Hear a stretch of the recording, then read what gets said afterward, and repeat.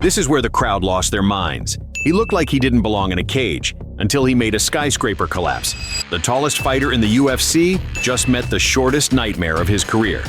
Stefan Struve, 7 feet tall with 84.5 inches of reach. At just 22 years old, he was already a veteran of 26 professional fights. Long-limbed, dangerous on the ground, and fearless enough to share the cage with legends. He looked like he was built in a lab to dominate.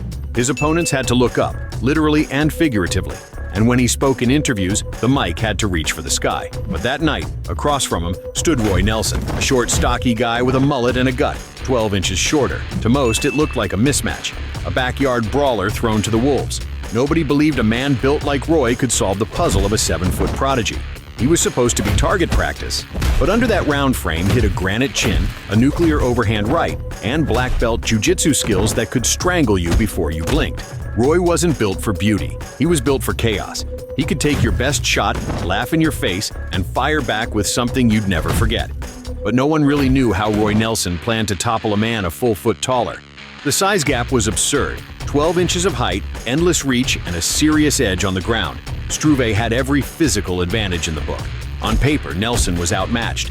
But fights aren't won on paper. Just seconds in, Nelson uncorked a looping overhand right.